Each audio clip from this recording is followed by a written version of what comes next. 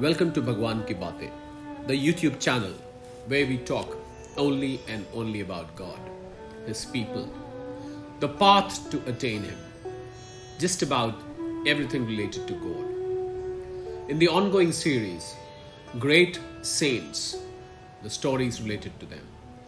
We started in the last capsule with the story of Narsi Mehta. And for those of you who want to listen to the last story, you can always tune into Capsule 1 of Narsi Mehta. Let's start the story from where we left last time. So having heard these words, the destroyer of Tirupur, Shiva, he replied, I am specially fond of Krishna Leela, the popular stories of deeds of Sri Krishna. Krishna Leela, the deeds of Krishna, among men are extraordinary. He amused himself in Gokul by Ras Leela, the Ras dance, which I am more fond of than I am of my very life. On the bank of Jamuna river, the Lord of the world amuses himself with gopis. I love that dancing greatly and go often to see it. He arranges dancing and dances with them. I myself sit beating the time on the drum, saying that he would show it to him. He placed his shoring hand upon him, and the blue-throated god, Lord Shiva, gave to him the dress of gopis. The holder of the pinnace bow, Lord Shiva, then took Narsi with him into the dancing and worshipped the holder of the disc, Lord Krishna.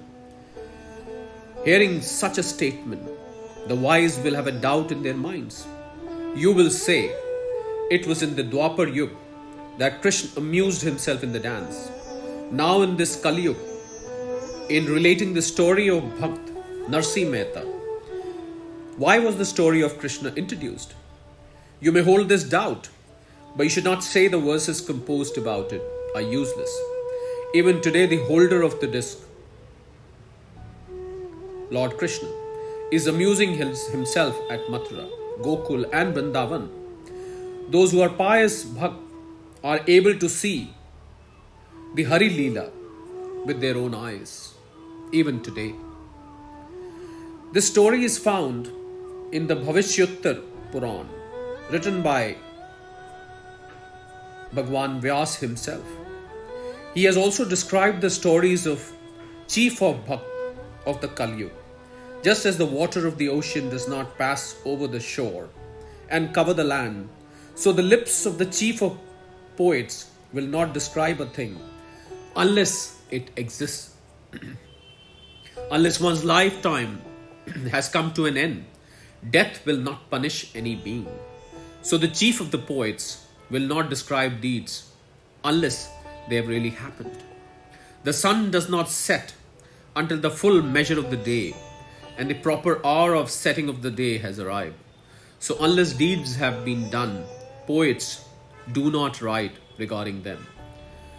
Just as a dutiful wife will not act unless she receives the opinion of her husband, so the voice of the chief poet will never relate a useless or an untrue story. When a neighbor is asked to come and help in the cooking, she never brings her own material to help in the cooking. If the cook is clever one, she will make very tasty food. And the poet, with a few appropriate illustrations, will give his description. But the poet will never describe the original verses by inventing the story himself. So I beseech the Pandits not to hold wrong the thoughts in their minds in regard to this. The husband of Rukmani, who dwells on the bank of Bhima, is pure intelligence, is the giver of inspiration to the mind. He is the one that causes these phrases to be written. Otherwise, I, Mahipati, am too ignorant to write. When somebody began writing the story. So Lord Shiva has taken Narsi to Hari Leela. On the banks of Kalindi, Jamuna, there were intensely high trees that kissed the very sky.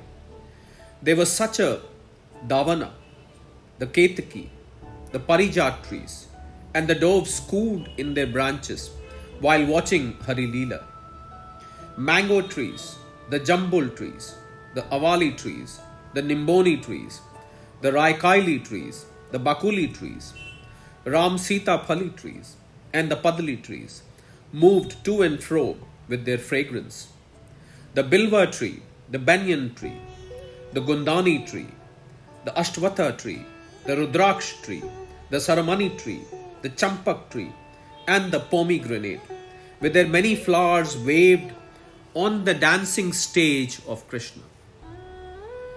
The pimpri, the shivga, the maharukha, the pasavani, the selataka, the planos, the noha waved their branches in the sky while beholding the Lord of Yadavas. There was a row of trees around them, and inside it was a flower garden. In it there were Mogra, the Jay, the Sevantika that beheld Lord Krishna, the Sakaspradi, the yellow Servanti, the Bhaya Chakka, the Jasundi, the Sevanti, the Kapurveli, and the rose beautified the place and watched the acts of Krishna. The Sarante, the Sham, the Honsarashi, the Bai Mogra, the Suhasi, the rose, the red Gulchani, and the Tulsi were planted in the Kunjavan. The spring coming there had adorned Kunjavan. In such a place, the son of Yashoda, Krishna, joyfully danced. The very look of Krishna has the greatest power. The Saranti, those were the thorn bushes, become wish trees. Even nectar is not able to equal the water of streamlet in the garden. There, the Sharang,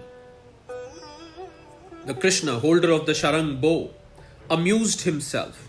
Pebbles of no value become precious stones, and ordinary stones become touchstones forever. Pigeons, parrots, swans, chash, chatak, all beautiful bird, doves, sparrows, salonki, and the Vaman wagged their heads and performed a kirtan in honor of Krishna. Well, this long description is quite sufficient. In this exceedingly beautiful garden by the bank of Kalindi, Shri Krishna amused himself. Narsi Mehta and the husband of Uma, Lord Shiva, going there quickly, with reverence bowed to Krishna and lovingly gave him an embrace. Shri Krishna was the visible image of Supreme Brahman. The gopis were avatars of Vedas, and when Krishna played on the pipe, all the gopis out of love assembled together. The gopis stood together in a circle, and in the midst of them was the cloud-dark Krishna, the Lord of Vaikuntha. The gopis, seeing his attractive one, rushed and embraced his feet. The feet of Shri Krishna were exceedingly tender. There were marks of Vajrankush and the toder ornament on his feet.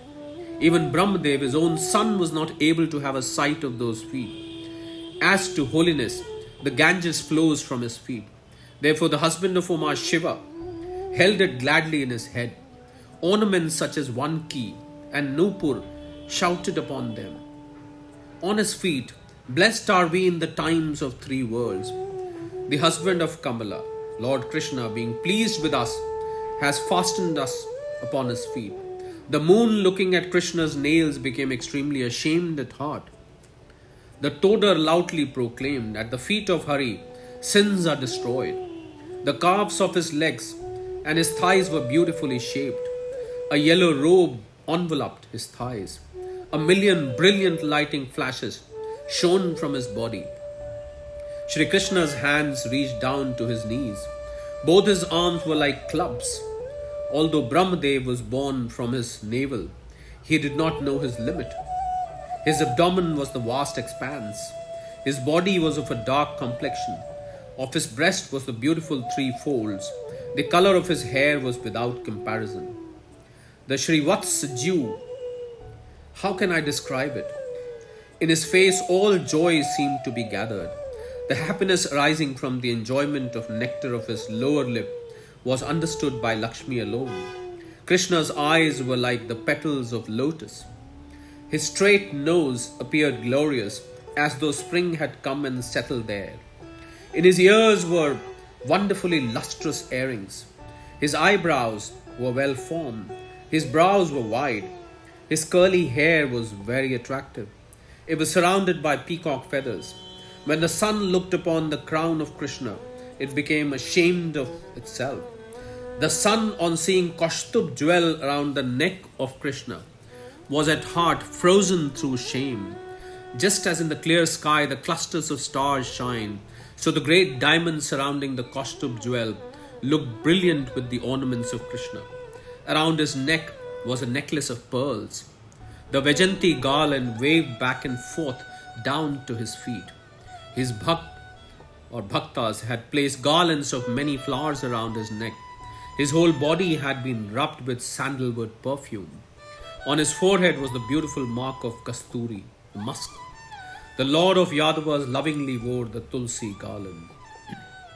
And with these words and with this description of Lord Krishna, we would end this capsule here. Do remain tuned to know what happens next when Lord Shiva, along with Narsi Mehta, reach there. Until we connect again in the next capsule on the stories of great saints, Narsi Mehta. Goodbye, good luck, and Sadar Pranam.